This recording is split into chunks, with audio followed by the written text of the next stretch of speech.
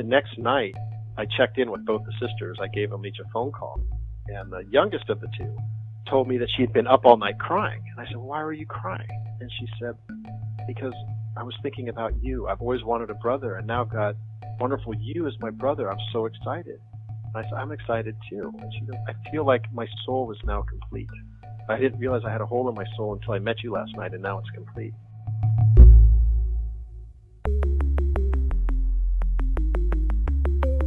Who am I? Who am I? Who am I? Who am I?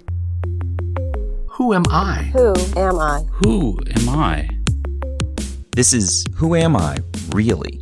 A podcast about adoptees that have located and connected with their biological family members. I'm Damon Davis, and you're about to meet Adrian, who lives in the San Francisco Bay Area.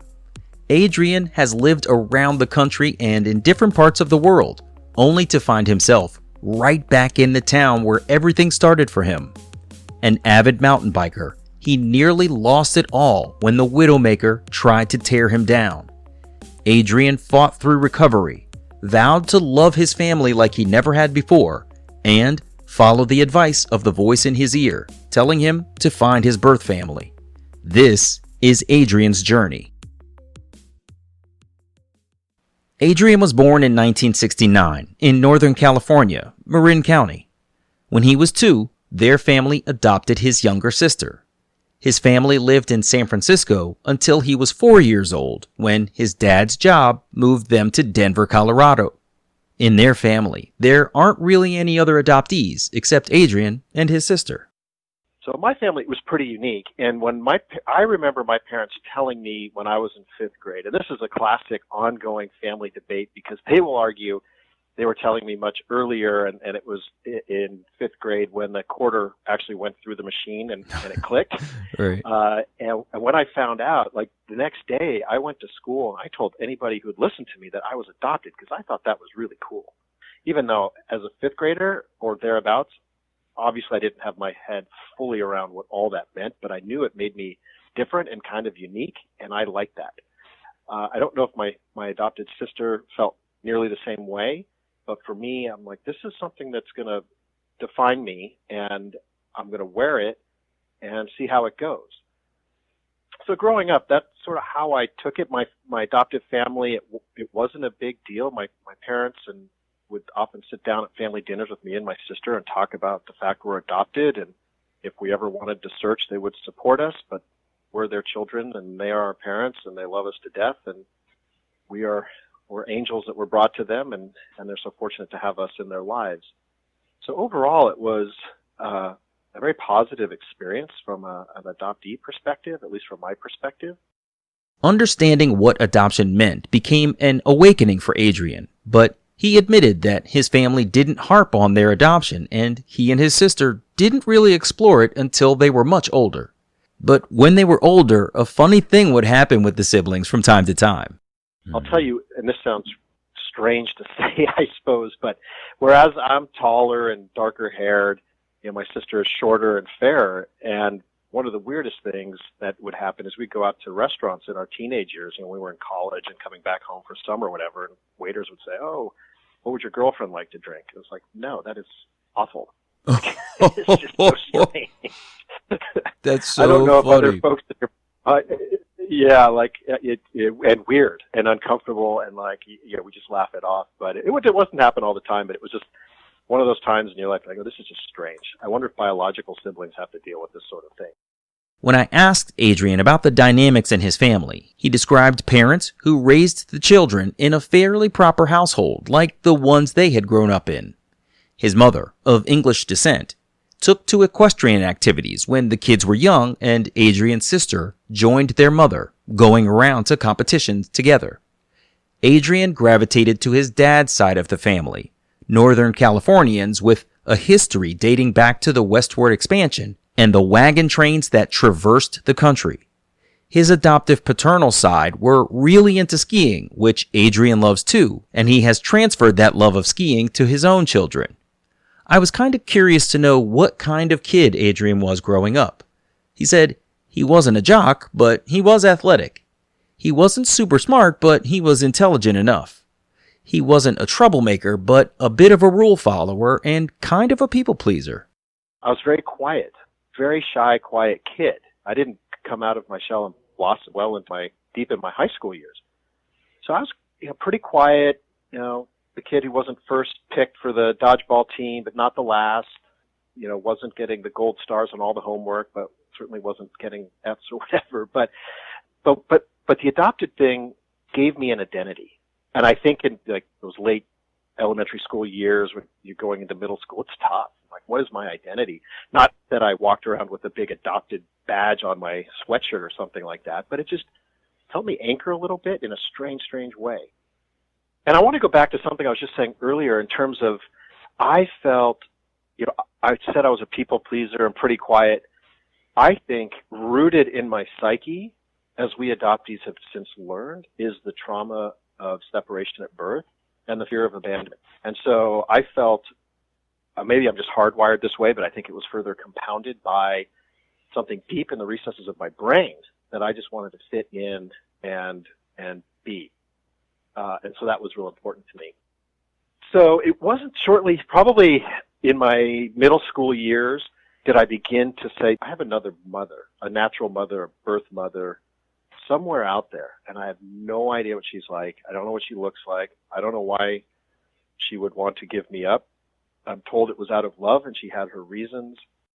What Adrian did know from his adoption papers was that his natural parents were engaged to be married, but she became pregnant before their marriage, and as a member of the Catholic Church, it was unacceptable to have a child out of wedlock. Adrian bought into the story that he was conceived in love. His adoption papers also suggested he's half Italian and half Norwegian, and he grew up feeling like he looked Italian. Today, DNA testing has told him otherwise. He said he's a little taller than his parents. Adrian talked about what happened one time when he and his dad were out and about together. I don't know about you, Damon, but for me, another thing that would trip me out, and still does, this happened kind of recently when my dad was out visiting. And I introduced him to a friend of mine, and he doesn't know my adoption story at all. He said, "Oh, you look so much like your dad." And my dad and I sort of glanced at each other and laughed, like, well, okay. I guess some people see that, but yeah, I don't think the family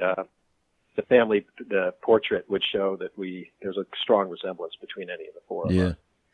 I've often said that I've had that happen too. And for me, to my mind, it's even more stark because as an African-American man, I always say my mom was light, I'm brown, and my dad was dark. So we looked like family if we stood together, right? But if you put me next to my dad, okay, I don't feel like I looked like him at all. And my sense is, as it probably was for you, people can sense your connection and your similar energy kind of thing. And, because you pick up mannerisms and things like that. Like you might learn your laugh, or you might do certain things with your hands that you've admired from your dad when he was your hero when you were young, and therefore some of that might carry through. And my dad and I had similar sort of gregarious personalities as well. So I suspect people detect some of those pieces and they apply the looks to that thing that they see, that they feel between you. They say you guys look alike. That's my guess.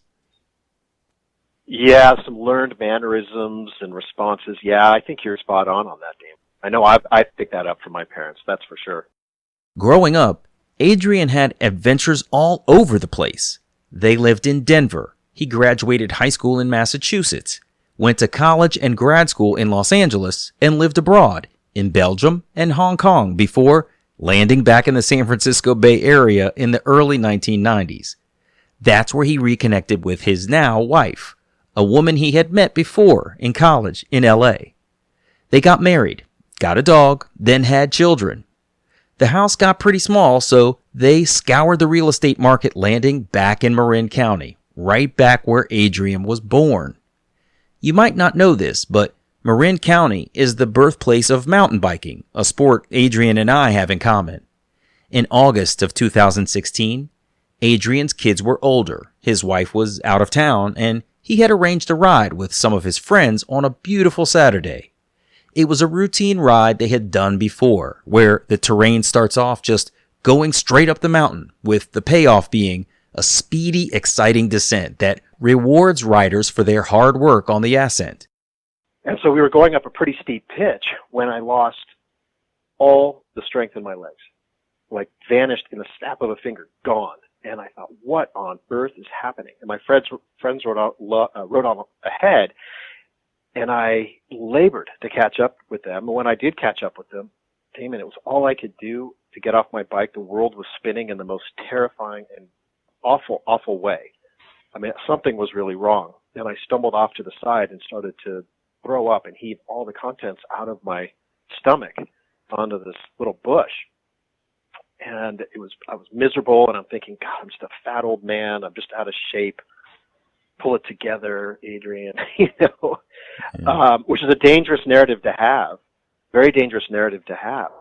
I stood up and told my friends that I felt better, and they wanted none of it. And they said, we got to stop the ride now. Something's going on with you. And I said, no, guys, like, I feel better. Let's do this. Let's complete the ride. And thank goodness to a friend, to a man, they all said, absolutely not. We got to go down. And so on the way down, I started to get a chest pain in the chest, like I had a million needles inside my chest that pricked me every time I took a breath. And I had to get off my bike, and I lay spread-eagled across the fire trail and pounded on my chest like King Kong or Tarzan, just right, left, using my fist to pound my chest, thinking that this was a burp or acid reflux I was going to get out of my system. Needless to say, it didn't leave. And I rode a little bit further until I couldn't control my bike anymore. I ended up walking down the trail, and I continued to be sick here and there. And eventually I lost the feeling in both ring and pinky fingers. They went totally numb. And at that point I thought, something's really wrong. And a friend had his car at the bottom of the trail, and he threw me in the car and raced off to the hospital.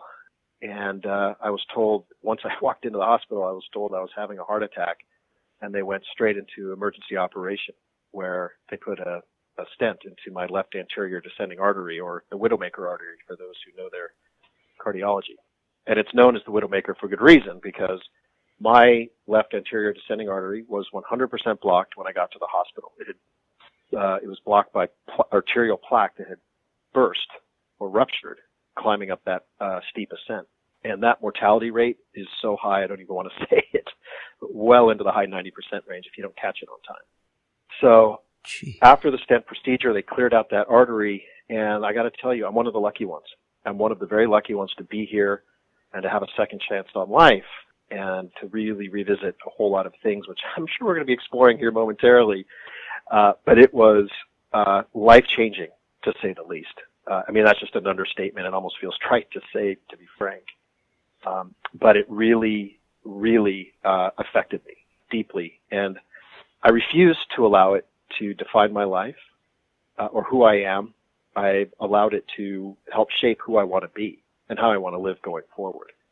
And I have some tried and truisms that I've been following since that time.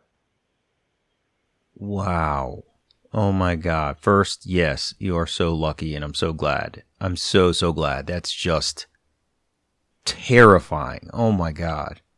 I was trying to really imagine the feelings you were describing as you said it, and it was absolutely terrifying, and I didn't even live it. So I'm so glad that you had other guys there that were like, nah, dude, we're done. Yeah. We're out of here. Something's definitely wrong. I mean, that is so critical, and I'm so glad they got you to care. Yeah, and I'm very open with my story because I hope it drives awareness and people will start associating nausea, lightheadedness, and these other symptoms I experienced as this could be troubling. So this isn't acid reflux or bad gas. This could actually be a heart attack in some form. But I'll tell you, Damon, when we were in the hospital and I had just gone through triage, I had defibrillators on my chest, I had IV lines coming out of all my veins, I had things attached to the end of my fingers, and the nurses were running down the hospital, and I'm laying on the gurney in my mountain bike attire, again, defibrillators on my chest, and I'm laying looking up, and the white ceiling tiles are racing by overhead, and I had three really, really clear and distinct thoughts. The first one was, I didn't want my wife to fly home a widow. I refused to let that happen. That would not be fair to her, and I couldn't let that happen on that day. And I prayed, I said, please let me see my wife again. My next thought is, why did I run out of the house to go mountain biking, and I didn't tell my kids I loved them? Right? So when I ran out that morning, I just said, bye kids, be back in a couple hours. What I should have said is, bye kids, I'll be back in a couple hours. I love you. And I vowed in that moment that if I were to survive, that would never happen again. And when I say goodbye to my family, I say I love you. And then the third thought was predicated by those previous two thoughts, and it was a very, very driving, powerful thought. It said, this is not happening today. This is not going down. This is not your day to check out. You will walk out of this hospital on your own 2 feet and of your own volition. And that's what I did. Damn. That is, I'm practically speechless. That's so incredibly powerful. It's unbelievable. I mean, needless to say, the gravity of the situation would drive such thoughts. It must have been so incredibly sweet for your wife to hear that you thought of her first, that you wanted to make sure that you saw her again. I mean, she must have just, God, I'm sure she would have cried anyway, but she must have just absolutely melted. And I hear you 100% on the telling your kids you love them. I don't know what it is about adoptees and our kids, but I am a smotherer. Oh, I yeah. get hugs and kisses and love all the time from my son. And Funny, me too. Yeah. Yeah. Yeah. It's That's cool. Wow. Keep doing it. Keep doing it. Keep it up. Yeah, it's good to know when you're in potentially your final breaths. And I'm not saying I flatlined, but I was starting to fade. That this is where my orientation was, and you have to fight too in those moments. But it was nice to know of all the things that we worry about. When it comes down to like what's really, really, really important, I talked about those truisms that I live by. These are the truisms. This is what's really important. We think it is, we know it is, we act that way, but it really sharpened the focus for me on what I need to be doing. I can totally imagine. That must have been so crazy. So what's crazier? Let's play out the crazy here. So I get wheeled into the ICU, and the nurses make sure I'm all hooked up to the machines and everything is looking good and stable. And they leave me alone to my thoughts. And the first thought, it wasn't even a thought, and I don't know how anyone can fact check this, but I swear it is true. I heard a voice in my right ear, and I even looked over to my right shoulder a little bit to see if someone had whispered to me. And the voice said, "Find your birth parents." Wow. And in that moment, I knew not only had I been I'm a heart attack survivor, and I have a whole new world I've got to learn to live with. But in that moment, that's when I turned the corner, and there was no going back. I thought to myself, yeah, you know what? I almost checked out of here, and maybe they wanted to know how I turned out. Maybe they're dying to hear how I'm doing. Don't I owe it to them to at least give them that news? And the other thing is I needed to figure out my genetic health risks for my family. I mean, for my kids especially. Does heart disease run in the family? I have no idea. You know, you talk to a lot of adoptees. Like, when we go to the doctor's office, you'll get that question, does this run in the family? The answer is not applicable. I don't know. I'm adopted. Yeah. So if this runs in the family, I got to figure that out for me and my children and their children. Adrian very fortunately survived the 100% blockage of the Widowmaker thanks to the forceful actions of caring friends, the rapid response of the hospital's clinical staff, and his own inner resolve to make sure he saw his wife and children again, refusing to meet death that day. Going back, remember that Adrian was born and has moved back to Marin, his birthplace. He told me he started wondering more and more if he was among family there in the community. He coached youth recreational soccer. Could one of the kids he was coaching be a niece or nephew? When he was at back-to-school events for his kids, was one of the other parents one of his own siblings? Maybe one of his kids' teachers was one of his siblings. It was all building up within him before that life-changing heart attack survival moment. So once that voice in his ear said he should find his birth parents, he kicked it into high gear. It's funny how once you decide to start looking in the crowd for your biological family, you can't turn those thoughts off. Adrian admitted he didn't know how to start his search, but he knew he wanted to talk things through with his adopted parents and his sister first. He didn't want to go down that path without bringing them along as soon as he was healthy and stable. We left off with Adrian on his back in recovery at the hospital. The next thing he says is going to trip you out a little bit. So I'm discharged from the hospital on October 10th, 2016. Well, that's my birthday. And it happens to be the very same hospital that I was born in 47 years earlier at the time. Wow. That tripped me out. I had that thought walking to the car in the parking lot. And I did walk out of the hospital. They asked me to use if I wanted a wheelchair, and I declined. I said, I'm walking out of here.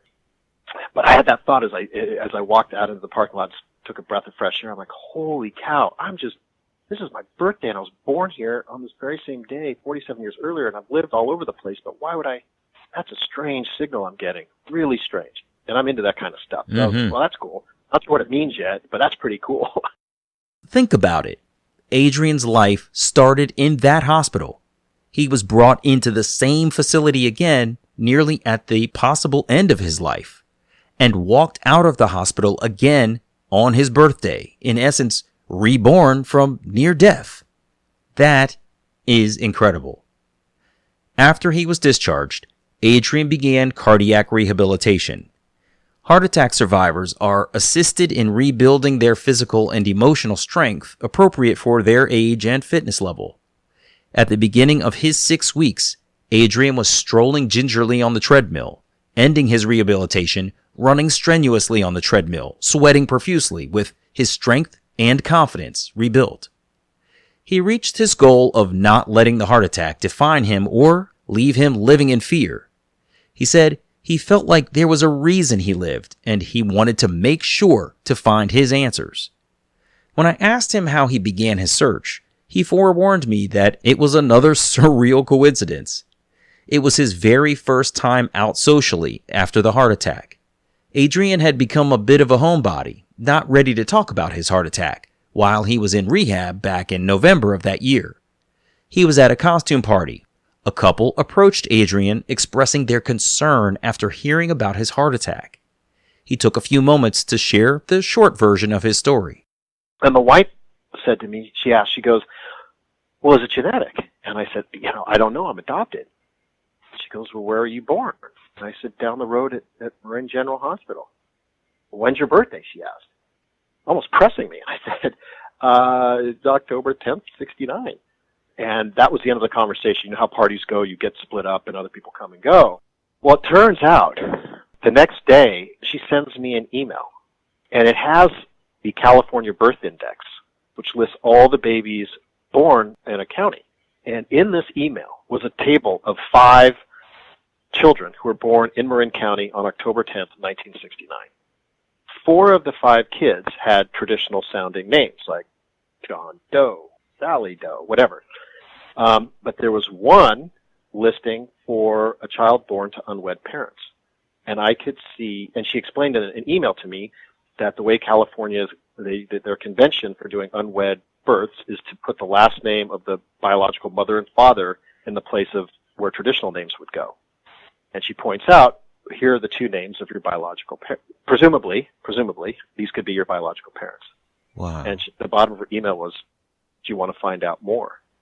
And I said, absolutely. So 2 days later, I meet her in a parking lot. And at this point, my cardiac rehab is going along, and we go for a nice walk in the hills out here where I live. Bring along the dog, and we have a great walk. And it turns out she's a DNA and family investigator with a degree in genealogy, and she helps adoptees find their biological families. I couldn't believe it.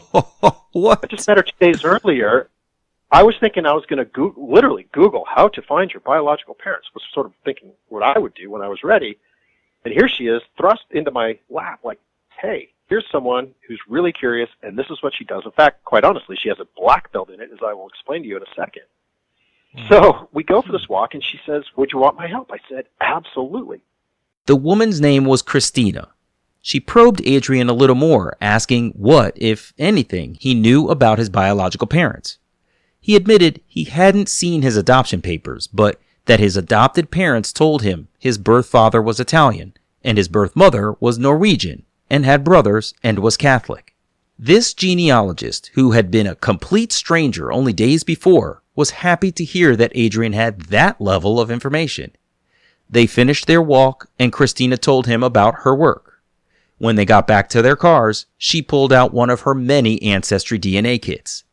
Adrian spat in the vial, and then the pair parted ways. Adrian driving home with his dog, Christina driving away with his DNA. 2 days later, he's out walking his dog when he gets a text from Christina. she has something she wants to show him, and she invites him to her home. Seated at her large, sturdy wooden kitchen table, she told Adrian about her search through all of the counties in the Bay Area for women of childbearing age in 1969, using his mother's unusual last name for clues.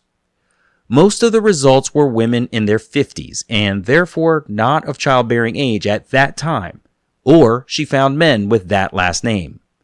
She did find 2 women who were in their mid-20s during the fall of 1969. But one, it turns out, had given birth in September 69, so she's out of the equation. That left one other woman.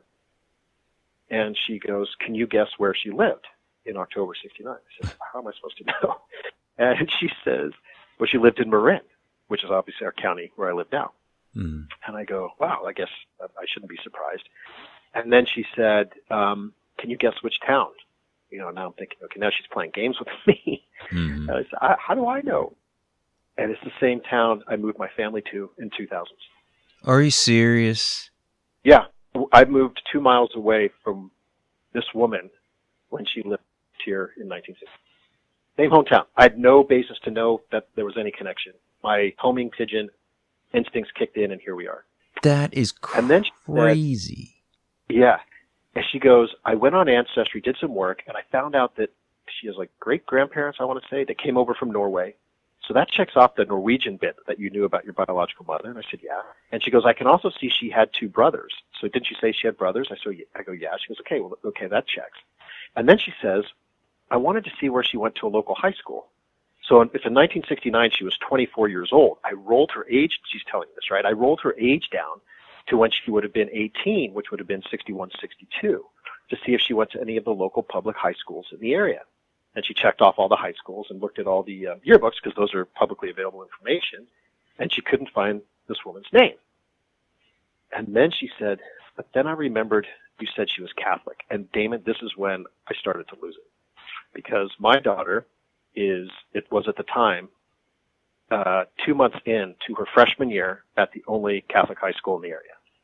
And Christina says, I looked at that Catholic high school, and this woman graduated in 1962. So my daughter was going to the same high school that presumably my biological mother went to. And my daughter's walking under the senior class photo of this woman daily for 2.5 months. Are you serious? That's crazy. What? The class photos on your wall and your daughter's walking past her grandmother. Oh, that's crazy. Yep. Yeah, legitimate. And then, so then Christina says, I want to show you a picture of this woman in 1962. This would have been 60 when she was a sophomore. She pulled up a sophomore picture from that yearbook. And that's when it blew my mind. Every visceral reaction in me fired. From my gut up through my skin to my pores to the tears in my eyes, I was looking at myself in the mirror. Wow. This was the woman beyond any shadow of a doubt that gave birth to me. Even though at her age at the time was 15 or 16, I knew the eyes, I knew the crook in the smile, like, that's her. I didn't need DNA. That's her. We got her. Wow. And, I drove home and, with a lot of emotion, I drove home from Christina's house. And I don't believe it. Like, I know that's her. And somehow I moved to the same town that she carried me when she was pregnant. And she went to the same high school that somehow randomly we have sent our daughter to. Like, what is the universe doing right now? This is crazy. That's just incredible, dude. Crazy. That's unreal. I mean, to think, wow, one, you survived this massive heart attack that really could have gone the other way. You walk out of the same hospital you were born in on your birthday that year. A couple of days later, you meet this woman, and she turns out to be a black belt genealogist who finds your birth mother, went to the same high school that your daughter is attending right now, and she lived in town. I mean, that's just bananas. Oh my crazy. God, that is crazy. Crazy. Damn. I mean, I have heard some adoptee stories where they grew up close to where they were born. Yeah.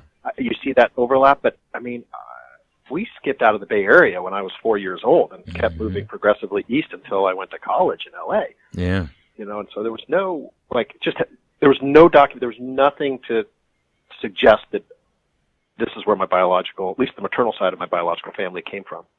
Yet here I was, following in her footsteps, which is crazy. Christina has found Adrian's birth mother, who at the time lived right there in town where he lives today. But locating someone is only part of the journey. Making contact is the next big action to take. There was something else, though, that had to come first. Sharing his incredible news with his adopted parents and sister. He said his parents took it well, while they were obviously shocked. Adrian's sister was super supportive, too. He asked his mom if there was any other identifying information she might have about his biological father because he wanted to feed Christina as much valuable information as possible. Adrian's mother recalled that his birth father had been a title officer, someone who supports real estate acquisitions. He immediately called Christina with that information. She hung up and jumped back on the case. She found a guy with that profession in his background. He had also gone to high school in the Marin County area. She sent me a picture of a senior year photo. She texted it over to me, and again, I knew. That's him. That's me. There's my jaw. There's my nose. There's my hair. That's him. We got him. Wow. And so she found his picture maybe about 3 weeks after we found my biological mother's picture, and DNA still hadn't come in. And so we needed the DNA to come in from Ancestry, which it did about a week before Christmas, mid-December, I would say, 2016, where we were able to map with no doubt whatsoever that I have DNA into those families. So we knew. Yeah. We knew right away. And we also found out that I have 2 paternal sisters and 1 maternal sister. And I was so excited. I said, nothing is stopping me now. I have sisters. I am so excited to meet them. I will, whatever happens with the biological parents is one thing, but I'm going to meet those sisters, and I know I'm going to love getting to know them.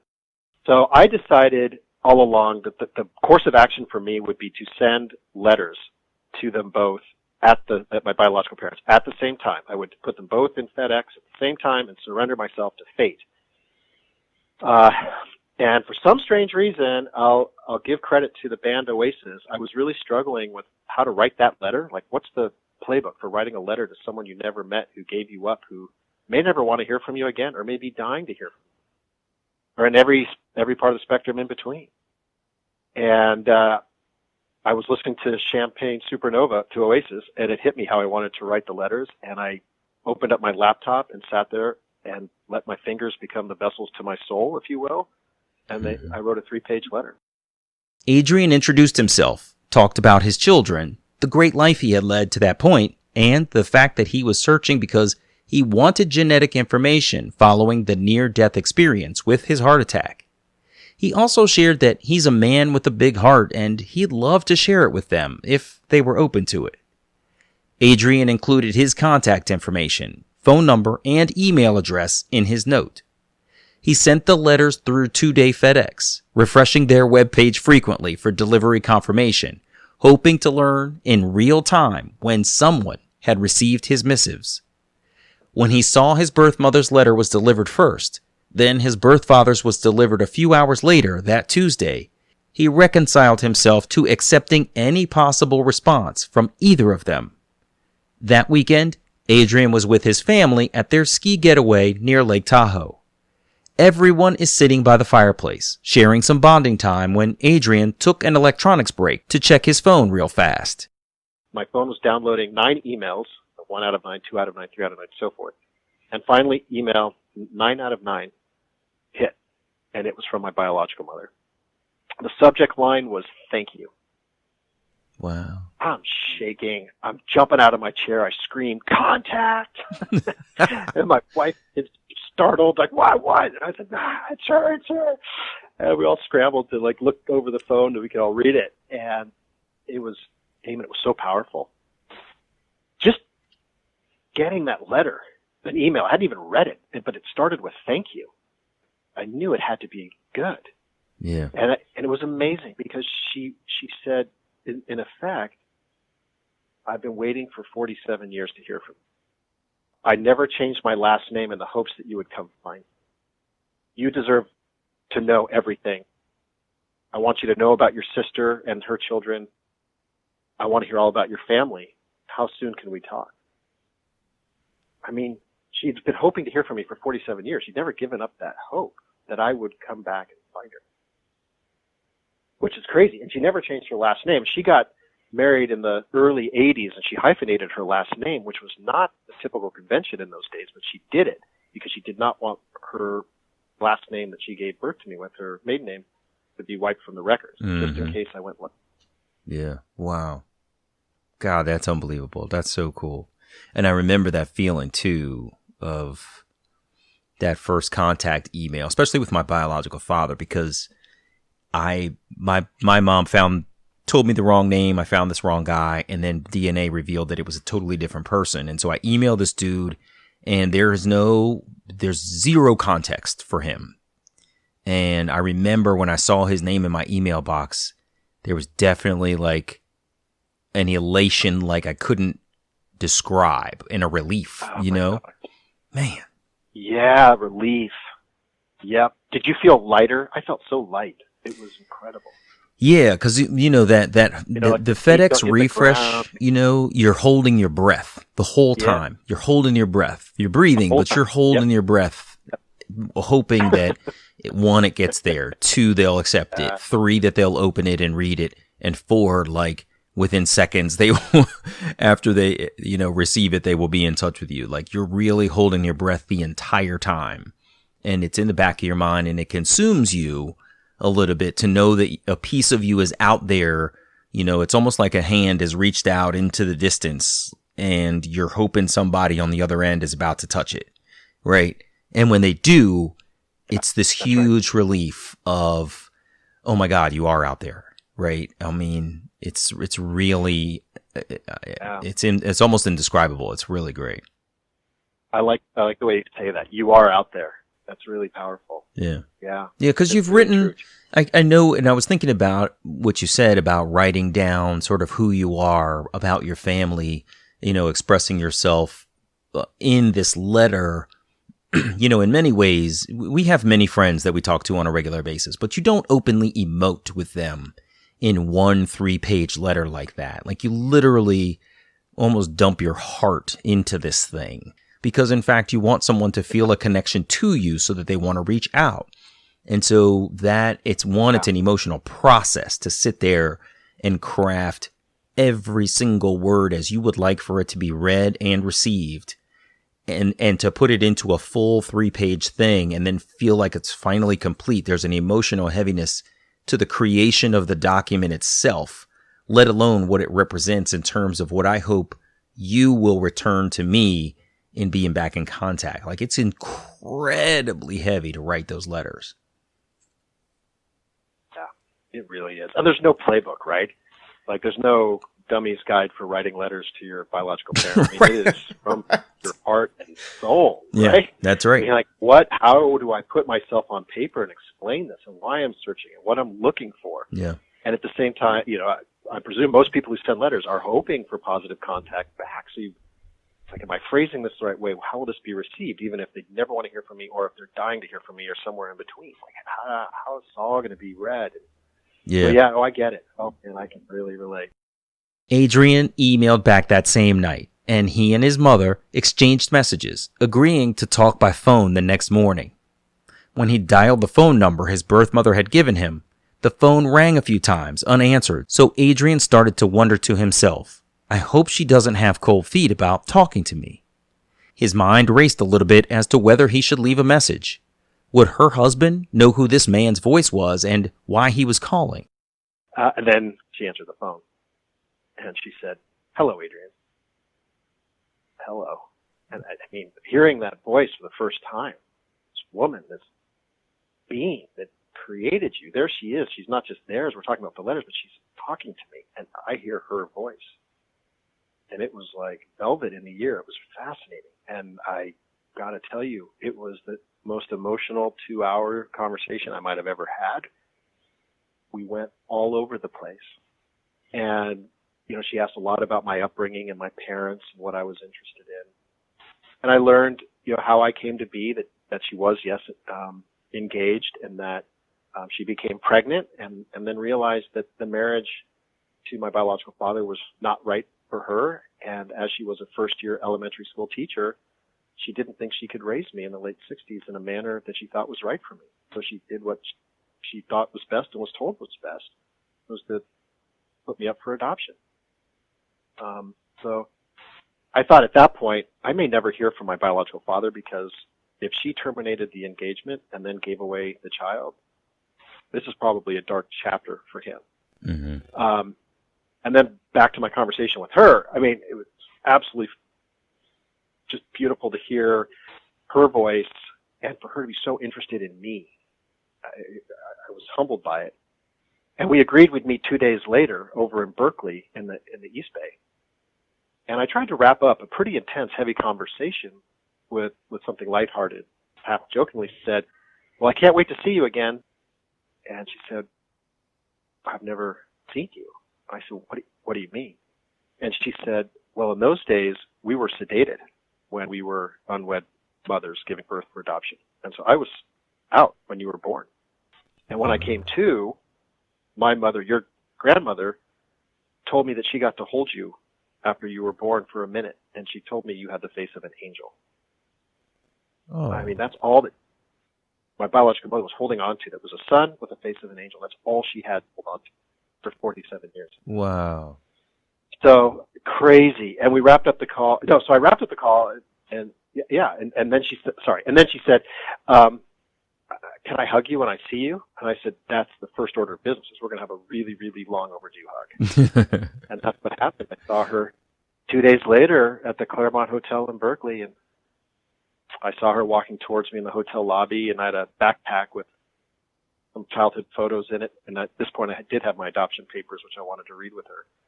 But when I saw her, we saw each other, and we made eye contact. We just smiled, and I dropped my backpack to the ground, and we hugged. And there are no words to describe it. I'm curious what your experiences have been with those sorts of hugs, that first initial contact and embrace. I didn't know where I was. I didn't know who was around me. I had no idea who was looking at me. I didn't even know if my feet were on the ground. It was upside down and amazing. Yeah. And it's really, really powerful. We spent the next 6 hours sitting in the lobby of the hotel just talking. It's really wonderful. Oh my God, 6 hours. Wow. Dang, that's we had to make up for incredible. a lot of time, I guess. Oh yeah, yeah. 47 years. It's funny how you feel like you want to both press fast forward and like get through, like just catch up on everything all at once. Simultaneously, you feel like you want to slow it all down and soak it in and just lap up every word. And I'll tell you, the first time I met my biological mother, I did the same thing. Like I dove on her in this embrace, and I just burst into tears right in her shoulder. And for a minute, like the building we were in just disappeared. It was just the two of us, like standing in this open black space, you know.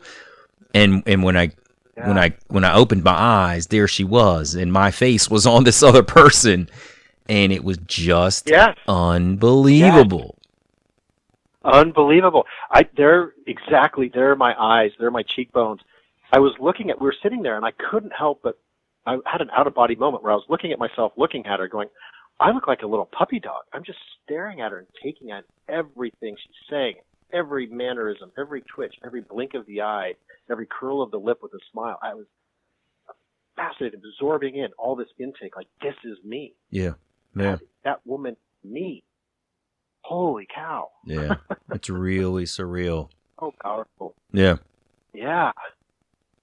So 6 hours later, you guys have met. Yeah. You must have floated out of that place, man. Floated. And to your point, the next, probably 4 to 6 weeks, she confessed to me that she had told her husband about my adoption before they got married, because she got married 14 years after I was born. Mm-hmm. But she had never told her daughter. So that was something we'd have to deal with. And I told her, well, I'll play along, but know that she's my sister and I'm compelled to meet her. And she goes, you will, just give me time. I said, absolutely. I respect that. There's a lot of change for both of us. But for the next 4 to 6 weeks, we would meet each other almost illicitly in places around the Bay Area because we just wanted that time to, I didn't want to bring in my wife and kids yet. She wasn't ready to bring in her friends or husband yet. We just wanted that time to soak up together and just be us and establish a foundation. Yeah. Which I'm really grateful that we were able to do it, and it went well. What do you mean? It was working through a lot of baggage early days, and she, my biological mother loves to like dig into the emotional stuff, and so it took me a while to get comfortable doing that with her a bit and opening up on some of the true feelings that I had developed over 4+ decades or whatever. Mm-hmm. Really cool stuff. While their maternal reunion was unfolding, Adrian hadn't heard a thing from his biological father. Like he said, his birth mother had ended their engagement and placed their child for adoption, thinking she would not be able to care for Adrian the way she wanted to, alone on her elementary school teacher's salary. It was his expectation that this guy would have been in great pain at that time in his life, and Adrian's emergence from that fog could bring it all back. Still, Adrian waited with hopes of making a connection because, don't forget, he's interested in learning about any and all health risks that may be looming over his family from his genetics. On his maternal side, he learned that heart disease was a deadly killer in her family, several relatives impacted at early ages in life. So, as an adoptee, and you think about adoptee rights and adoptee access to medical information and privilege, would have liked to have known that 25 years ago. I don't know what younger me would have done with that information, but maybe I would have been more on top of some things. But now I know. And I'm on top of it even more, and my kids know to be aware. Just on that point there about that medical knowledge, it's not even necessarily about what you would have done with it. It's about you as a part of the medical team who is asking you about your heredity, so they know what to look for, right? They are the ones trained in the thing. Yeah. And if they're asking you a question, the gateway question to caring for you is, tell me about your heredity. And your blanket answer is, I don't know. You've basically given them, you can't give them a single clue to go on. No direction. You can't point in any direction and say, we should probably look over there for whatever you might, try to help and treat me with. Yeah. You can't point them in any single direction, and it's summarily unfair. No. And I think that's a massive thing that needs to be well documented in every adoption going forward, right? Is that you've got to write down everything that the biologicals know about themselves and their family. Adrian's birth father had the letter in his possession for about 6 weeks. Adrian was unsure what to do. He definitely wasn't going to go show up on the man's doorstep. Maybe he should write another letter? The internet told Adrian that he had 2 paternal sisters. The oldest of the 2 had a website for her interior design business, and on that site was his paternal sister's email address. Adrian took that information back to Christina, his amazing adoption reunion investigator. They figured out through Facebook connections that Adrian's friend's cousin was the ex-boyfriend of the paternal sister. They were just a few degrees of separation apart from one another through social circles. Adrian's friend's cousin could make the connection to his own sister. So I ran into this friend at a show one night in town, and I said, dude, I got to tell you a story. And I told him the whole story, and he said, and I showed him a picture of my sister, and I go, do you know her? And he goes, oh my God, that's your sister? He goes, she is the best. You will love her. Oh my, you kidding? That's your sister? Like, yes. He goes, how can I connect you guys? How can I play a role in this? I said, you've already played enough of a role by telling me she's really open-minded. And he goes, use me or my wife as reference. We really enjoyed spending time with her. I wish she and, my cousin were still together, but she's a great woman. The next day, Adrian drafted a letter introducing himself to his sister. He described himself as an adoptee searching for his biological family.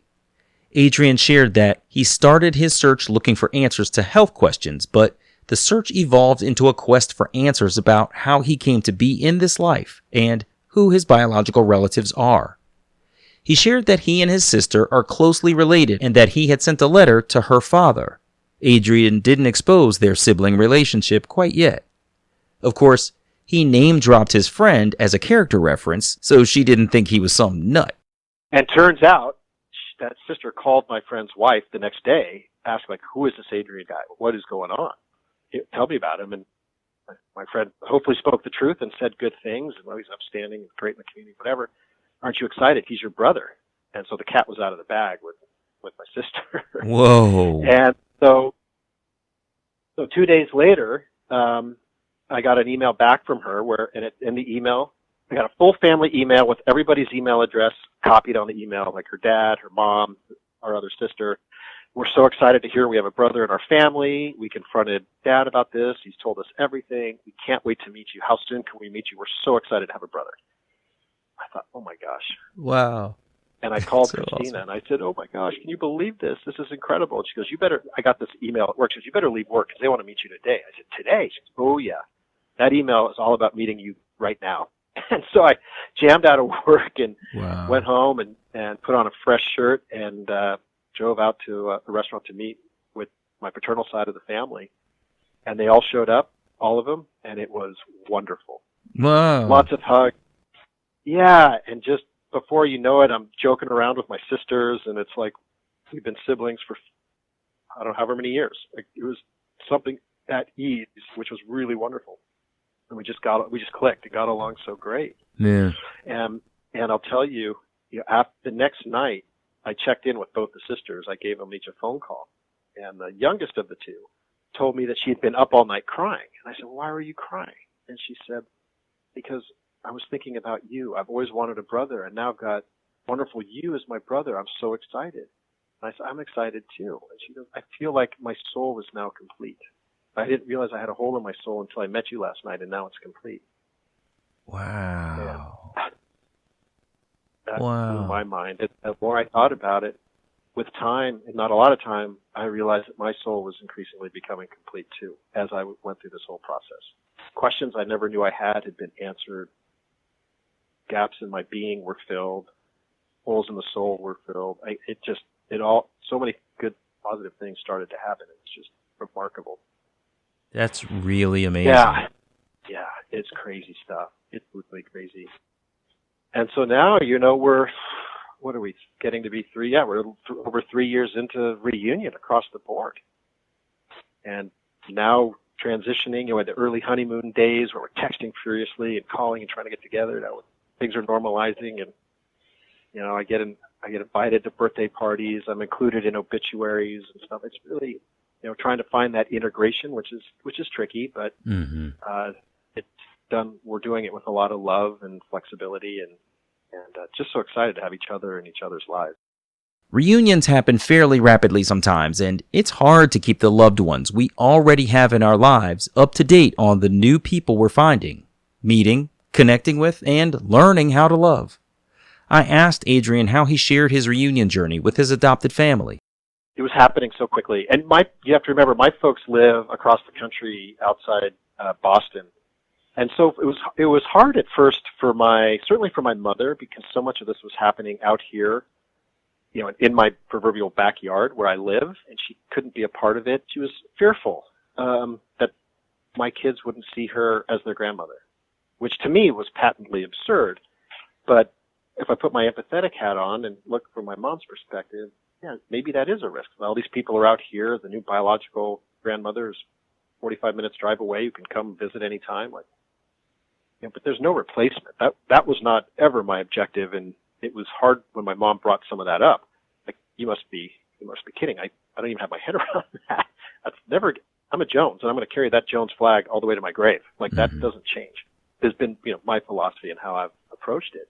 But, I wish I could have sat down with them before I met Christina and we shot out of a cannon with the search. I would have loved to have sat down with them face to face and said, hey, this is what I'm thinking. This is what I'm going to do.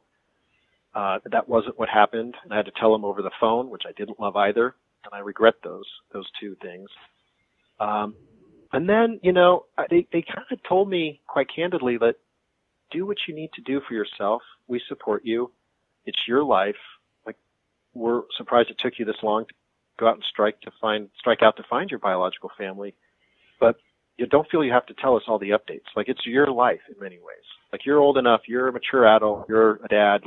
Go, handle it. And, if you really need us, let us know. So that that part was a little tricky navigating with my parents. Yeah.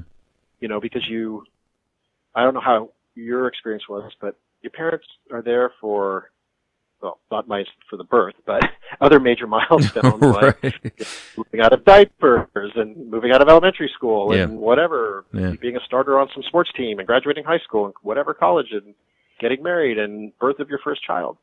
But when you strike out to go tackle this really big personal issue, finding your biological truth, they were sort of there. And that was hard for me. That was hard. And I'm sure it was hard for them too. And I don't know what the silver bullet is here, but it was tricky. And I don't. And I still to this day don't really bring much up. If they ask, I'm elated and I'm more than happy to put everything on the table, what's going on. But I don't proactively bring anything up.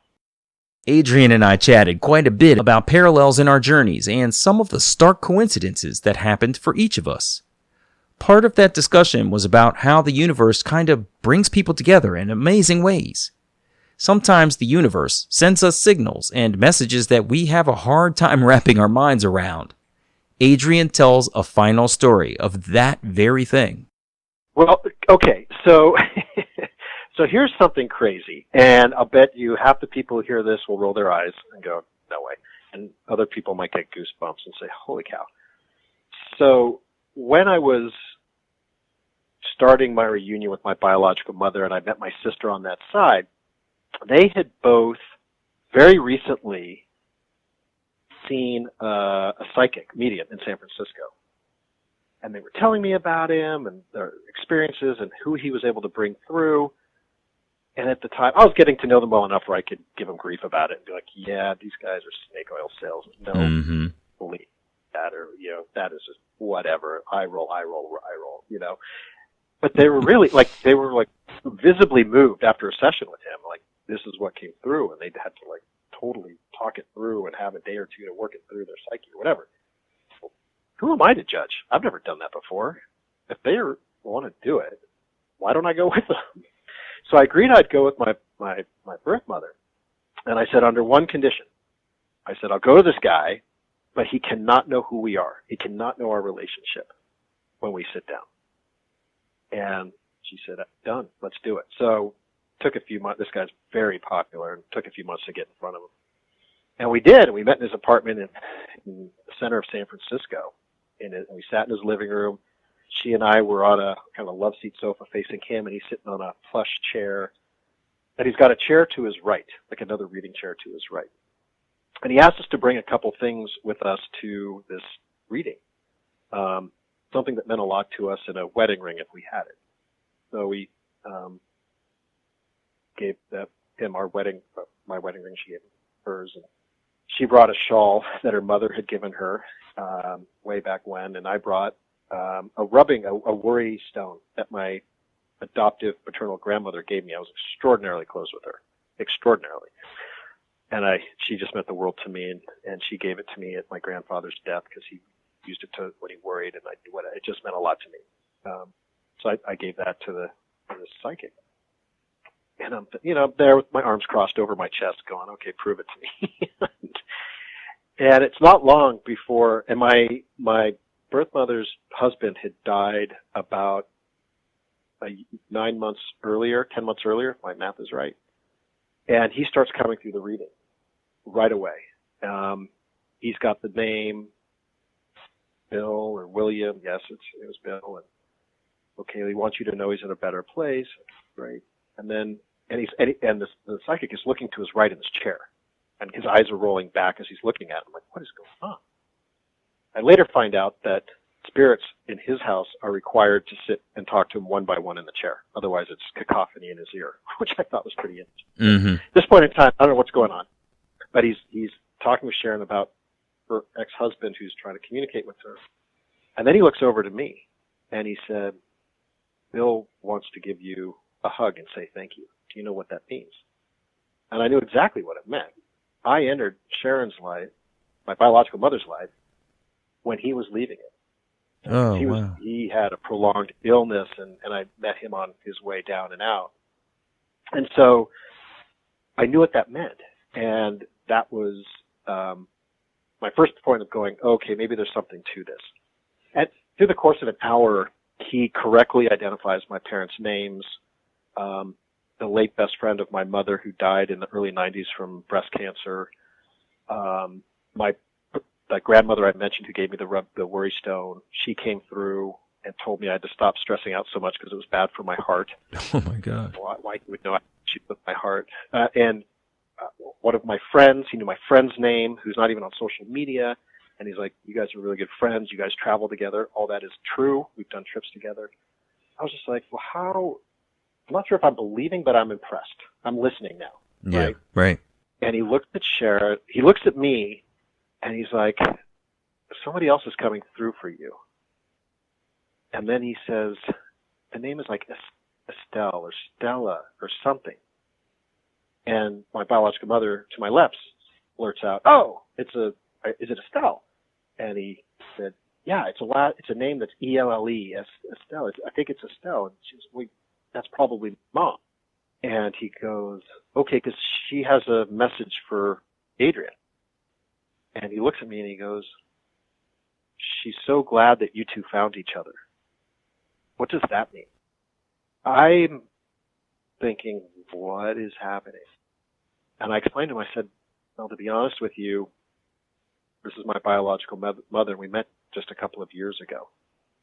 We literally just found each other and are reconnected now." And he continues. He goes, "Well, Estelle is sitting with Bill and others, and they're all clapping, and they're all so happy for you two to have found each other again."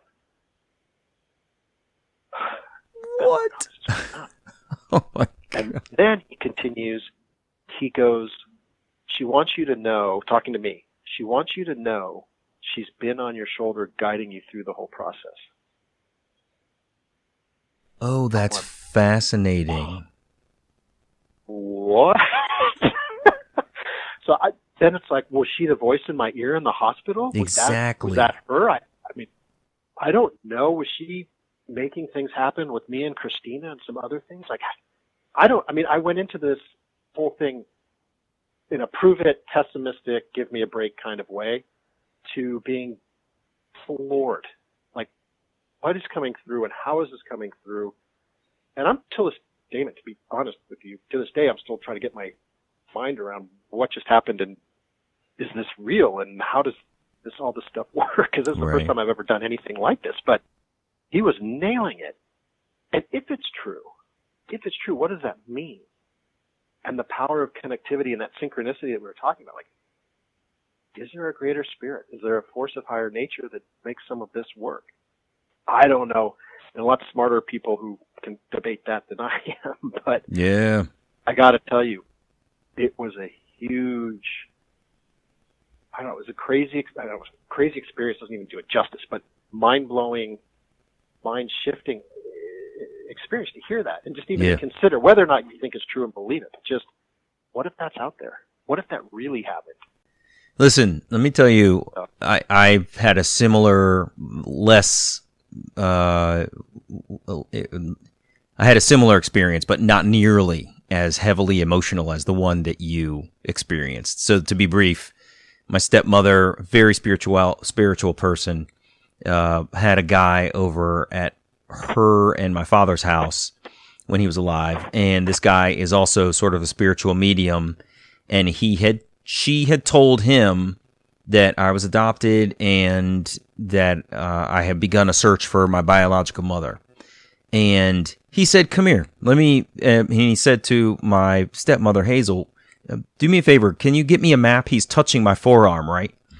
He says, give me a map. And he's waving with his other hand that's not touching me, like, "Come here, bring that, please." And she puts it down on the table. He starts flipping through, and he gets to Maryland, and he points to Laurel, and he says, "That's where you need to look, right in there." And I was like, okay, that's so super not helpful. Like, this is not what do I do? Go to Google Maps and go, does Damon's, biological mother, like, what the hell am I supposed to do with that, right? Lo and frickin' behold, when I found her, she was absolutely 100% living right there in Laurel. She could have been anywhere in the world, but he pointed right on the map to where she was. I was astonished when I thought back on that.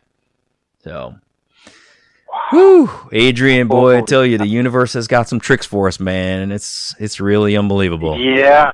It does. Yeah. Wow. That's incredible, man. Thank you for sharing that. That is nuts. Yeah, it's unreal. Wow. Yeah. Right, but maybe there's something to it. Maybe maybe there's something there to it. I walked out of that session or reading or whatever it's called, going, "What just happened?" Yeah. I need to sit down and think about For this. sure, But for sure. happened to you in a similar way? Like, okay, there's something going on. Yeah. And I've had other guests talk about spiritual things that have happened to them that they'll blow you back a little bit. It's really kind of unreal. So, at any rate, Adrian, I really appreciate you taking time to call, man. This is a really incredible story. I should say again, and I'm sure so many people have said to you, I'm so glad that the heart attack didn't take you from us, man. You bring a spirit, and I can feel sort of a humility and a gratitude for life, and an appreciation for your family and friends. Like, it just exudes from you, from that, like, nearly catastrophic experience. And I'm so glad that the Widowmaker didn't take you from us. And then obviously for you to go through this and find your biological family and have everybody be receptive and supportive, is just amazing. It's just an incredible story. And I'm so thankful that you shared it with us all, man. Appreciate it very much.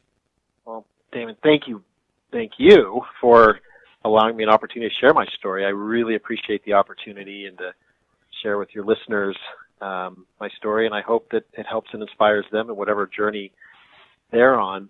And, someone asked me along the way, do you think the heart attack is the best thing that ever happened to you? It's one of.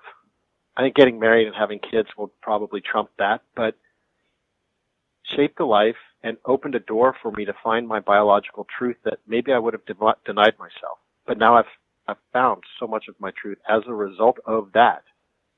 And to your point, I have survivor superpowers, and we all have them. Sometimes we just need to be startled to start using them, our own superpowers, to engage with life and with others, and hopefully make a positive impact and cause a ripple effect of goodness through the world. As maybe idealistic as that sounds, I do believe it. So again, thank you, and thanks for sharing parts of your story too, and thanks for your interest. Of course, man. All the best to you. Have a great evening. I'll talk to you later, Adrian. Sounds good. Thanks, Damon. Yeah. Bye-bye. Bye-bye. Hey, it's me.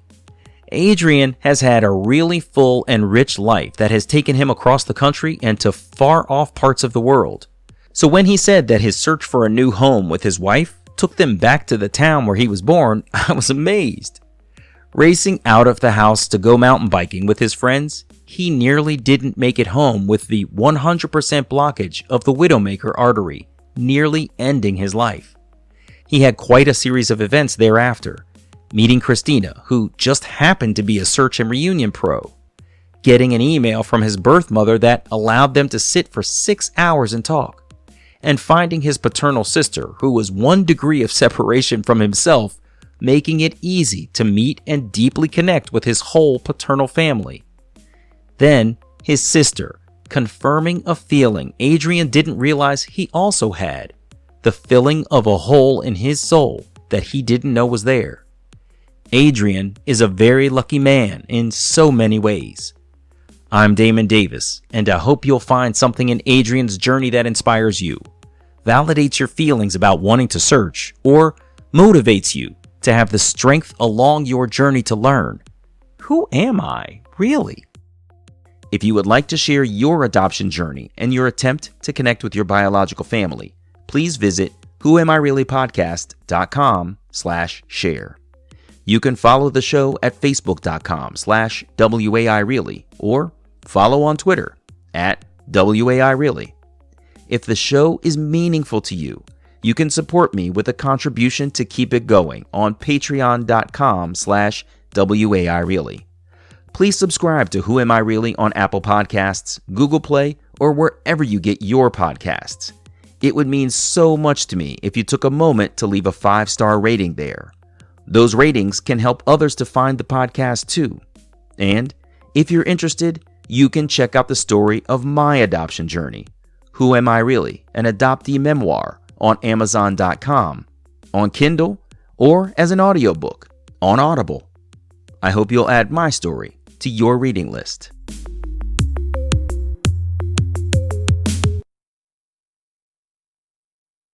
it was tricky, and I don't, and I still to this day don't really bring much up. If they ask, I'm elated, and I'm more than happy to put everything on the table, what's going on, but I don't proactively bring anything up.